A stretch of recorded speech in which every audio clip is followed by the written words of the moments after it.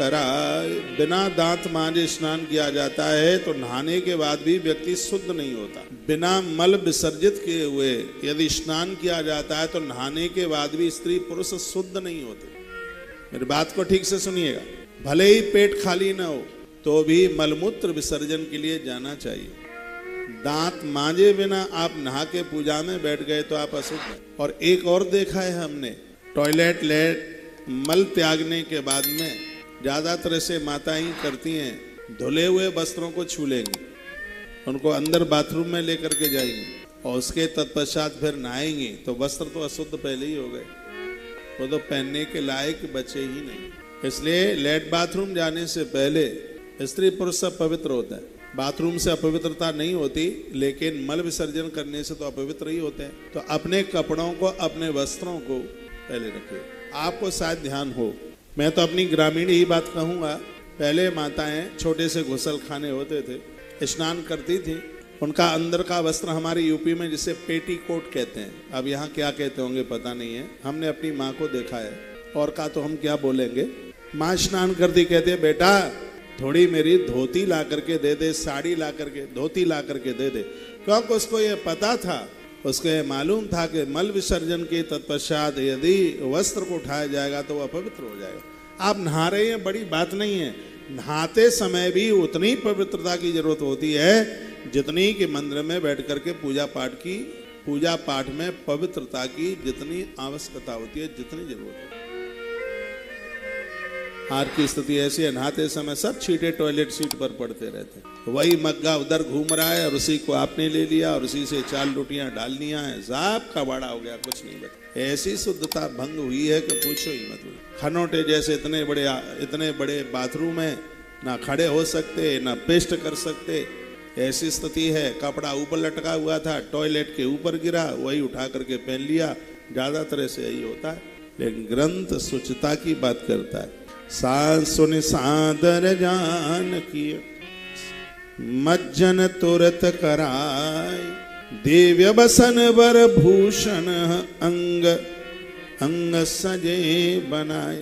आज माताओं ने अपनी बहू को स्नान कराया, श्रृंगार किया। राम बाम दिस शोभती रमारूप गुण खान, देखे मातु सब हरसी जन्म सुफल निज जान। कहते हैं कि बहू और बेटियां श्रृंगार करें और उस समय सास देखे तो सास का भाग्य उदित होता है, उसके पुण्य बढ़ते हैं। बहुत ध्यान से सुनिएगा। हमने ग्रंथों में पढ़ा है कि नारी बिना सिंदूर और बिना बिंदी के सास ससुर के सामने और अपने पति के सामने नहीं जा सकती। उसके लिए प्रमाण में कथा सुना दूं आपको। बात उस समय की थी, प्रभु श्री राम जी दरबार में आ गए थे। माता जानकी अभी आ नहीं पाई थी, क्योंकि माताओं को थोड़ा सजने में समय लगता है। जब कहीं शादी विवाह में जाना हो तो नीचे से पति गाड़ी में हॉर्न मारता रहता है, बेटे को कहता है बेटा टेरेस में खड़ा होता है, पापा नीचे से कहेगा बेटा अपनी माँ को बोल लेट हो रहे हैं, वो कहे 2 मिनट, और 2 मिनट में ही 25 मिनट हो जाती। उनको निकलने में, ब्राह्मण को जितना खाने में समय लगता है, माताओं को उससे ज्यादा सजने में समय लगता है। 4 बार तो शीशा दर्पण चलते चलते देख ले, शीशा कम देखा करो। ज्यादा दर्पण देखने से चेहरे की रौनक कम हो जाती है। एक बंगाली बाबा रहते थे गोवर्धन में, उनका सानिध्य मुझे 3 महीने को मिला। मेरे पहले बहुत घुंघराले बाल थे, बड़े लंबे लंबे बाल थे। लोग कहते थे कि इतने बड़े बाल क्यों हैं। मैंने कहा इन माताओं ने कटाना शुरू कर दिया, इसलिए मैंने बढ़ाना शुरू कर दिया।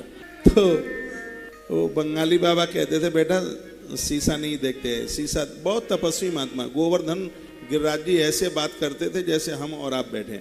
मैं बड़ा भाग्यशाली हूँ, मुझे ऐसे महापुरुष का दर्शन हुआ है जिसने प्रत्यक्ष भगवान गोवर्धन नाथ का दर्शन किया। मुझे उनकी सेवा करने का मौका मिला है 3 महीना। मैं 2:15 बजे जग के 3 बजे से पहले कुएं से पानी खींच के रखता था उनके लिए। ये सेवा के अवसर मुझे मिले, हम बड़े भाग्यशाली हैं। वो चंद सरोवर में रहते थे, गोवर्धन से 2-3 किलोमीटर हो जाए। एक ठाकुर बाबा और हुए हैं बहुत अद्भुत। तो वो कहते थे बेटा शीशा ज्यादा नहीं देखते, शीशा देखने से चेहरे की रौनक खत्म हो जाती है। मैंने कहा गुरुजी माथे पर चंदन लगाना होता है, फिर वो टेढ़ा मेढ़ा लग जाता है। पहले मैं अपने गुरुजी से मिलने से पहले तिलक लगाता था, वो बड़ा कठिन था। वो गौड़िया संप्रदाय का था, जिस संप्रदाय में भगवान जगन्नाथ है। गौड़िया यहाँ तक पूरी नाक तक, मेरी पुरानी फोटो है तो पूरा यहाँ नाक तक पूरा तिलक होता था। फिर मेरे गुरुजी सन्यासी हैं, मैं त्रिपुंड लगाता हूँ, ये उससे पहले की बात है। मैं जगन्नाथ मंदिर में रहा हूँ, वृंदावन में, जगन्नाथ घाट में, इसलिए मैं जगन्नाथ भगवान को बहुत मानता हूँ। मेरे भगवान है, मेरे प्रभु है, मेरे इष्ट हैं, मेरे देवता हैं भगवान जगन्नाथ। तो मैंने उन्हें कहा कि गुरुजी ये तिलक इतना टेढ़ा मेढ़ा सा है, इसको लगाने में दर्पण के बिना लगता ही नहीं है, शीशे के बिना नहीं लगता, ये बड़ा कठिन है। और आप कहते हैं कि शीशा ना देखो तो फिर कैसे पूरा करें? वो कहते हैं कटोरे में पानी भरो और उसमें अपना प्रतिबिंब देखो और माथे पर तिलक लगा लो, ज्यादा शीशा देखने की जरूरत क्या? साधुओं की एक एक बात बड़ी अद्भुत है। तो मैं आपको निवेदन कर रहा था कि प्रभु दरबार में आ गए थे, मैया जी आई नहीं, जानकी माता आई नहीं, तो प्रभु राम ने हनुमान जी को कहा, हनुमान अपनी माँ को जाकर के बोल दो कि मैं आगे आऊं, वो भी आ जाए। पूरा दरबार लगता था राम जी का, राम बाम दिस जानकी लखन दाहिनी और, एक तरफ लखनलाल एक तरफ माता जानकी, चरणों में हनुमान बैठते थे। हनुमान जी माँ के पास गए, हनुमान जी ने कहा माँ प्रभु आ गए, आप चलिए। तो मैया ने कहा थोड़ा सा रुक जाइए, क्योंकि मेरी मांग में अभी सिंदूर नहीं है और नारी बिना सिंदूर के अपने पति के सन्मुख नहीं जा सकती।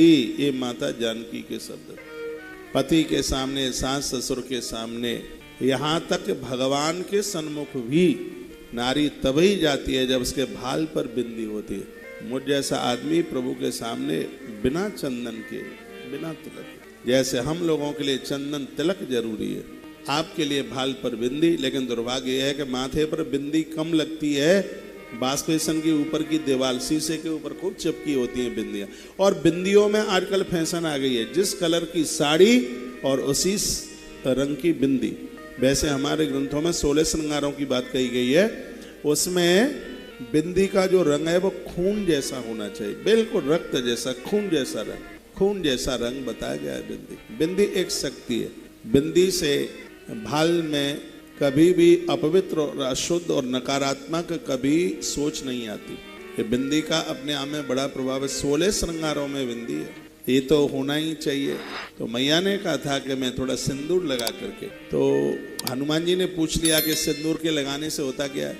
तो मैया ने कहा कि सिंदूर के लगाने से हनुमान पति की उम्र बढ़ती है। हनुमान जी तो नाच पड़े, का एक लकीर लगाने से प्रभु राम की उम्र बढ़ेगी, तो मैं तो पूरा सिंदूर देह पर पोते लेता हूं जिससे राम जी कभी यहां से जाएंगे ही नहीं। और हनुमान जी ने ऐसा ही किया, पूरे देह में उन्होंने सिंदूर लगा लिया है।